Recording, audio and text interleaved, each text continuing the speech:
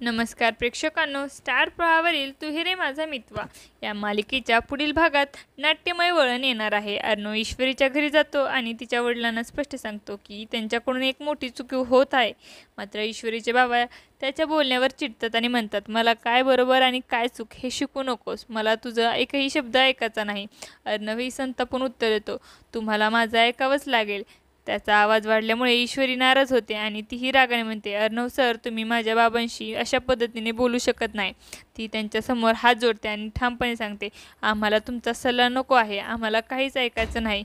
अर्णव गोंधळून जातो, त्याला काय करावं हे सुचत नाही। यानंतर अर्णव राकेशची भेट होते। राकेश त्याला धमकी देतो, माझी डील मान्य कर, नाहीतर मी अंजलीला काहीही करू शकतो।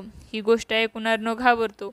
आता पुढील भागात अर्णव अंजलीसाठी राकेश आणि ईश्वरीच्या लग्नाला तयार होतं का हे पाहणं खूपच रोचक ठरणार आहे। तुम्हाला जर आपला व्हिडिओ आवडला असेल तर चॅनलला लाईक, शेअर आणि सबस्क्राईब करायला विसरू नका। धन्यवाद।